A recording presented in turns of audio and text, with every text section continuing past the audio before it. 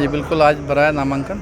तो जैसे सरकार ने आज एनओसी की बात करें तो ज़्यादा कर दी हैं, कुछ प्रत्याशियों के रह भी गए हैं फार्म, ऐसी सूचनाएं भी मिली है। देखिए भीड़ तो है ही, उसकी वजह से थोड़ा परेशानी तो है ही, लेकिन सबका हो जाएगा। क्यों, कल की भी तारीख पड़ी है अभी। तो भाई साहब, आप चेयरमैन चुनाव के लिए पहले से एक्टिव थे। हाँ, अब बात बनती है कि आप मैदान में आए हैं, इन मुद्दों को लेकर के जाएंगे और किससे मुकाबला आप मान रहे हैं? ये आपके लिए सामने चुनौती रहेगी कि बीजेपी ने अनाउंसमेंट कर दिया कि वो दोनों इकट्ठा लड़के चुनाव लड़ेंगे। मेरे ख्याल से कोई पार्टी कोई शहर के अंदर काम नहीं कर सकती। आदमी, कोई व्यक्ति विशेष ही काम कर सकता है, ठीक है। दूसरी बात, मुद्दे इस शहर के अंदर मुद्दों के अलावा कुछ है? सड़कें देखेंगे तो सड़कें टूटी हुई हैं, लाइटें हैं नहीं खंभों के ऊपर, ठीक है, सीवरेज ब्लॉक हुए हुए हैं, सब कुछ दिक्कतें ही दिक्कत है। मूलभूत सुविधाएं पहले सबसे प्रदान करेंगे शहर को, उसके बाद फिर आगे। किसको जिम्मेवार मानते हैं? जिम्मेवार जो व्यवस्था में बैठे हुए जो व्यक्ति हैं वो जिम्मेवार तो है ही।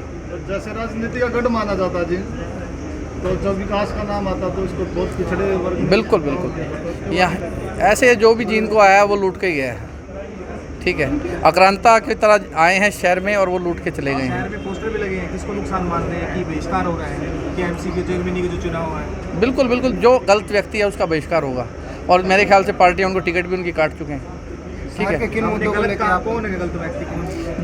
जो भी व्यवस्था में बैठे थे, कोई भी कमीशन खोर जो व्यक्ति हैं, जो परेशानी शहर के कर रहे हैं, 20% जो लोग ले रहे हैं, शहर के पल्ले क्या है? शहर की जो सड़कें जो 5 साल चलनी थी वो 2 महीने में टूट गई हैं। आप देखिए, वो कमीशन का ही तो है।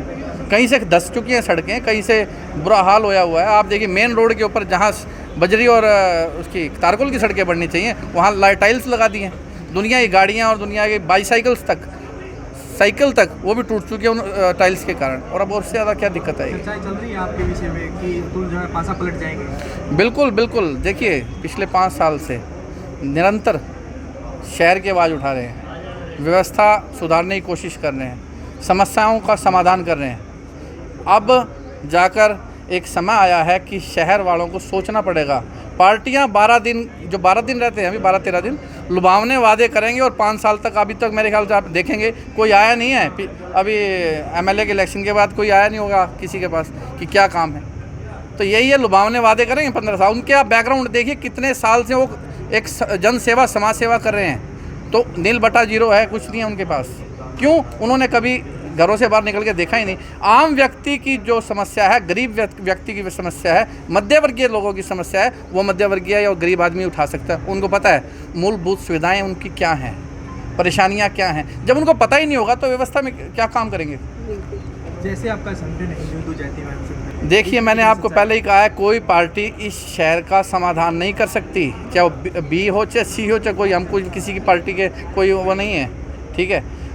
एक व्यक्ति जो समाज से जुड़ा हुआ व्यक्ति है, जो गरीब व्यक्ति है, एक मास्टर की औलाद हूँ, गरीब मास्टर की है। अब मुझे पता है कि गरीबी क्या है, मुझे पता है कि परेशानियाँ आम व्यक्तियों को हो क्या सकती हैं, उसी का समाधान करने के लिए है। ठीक, थैंक यू।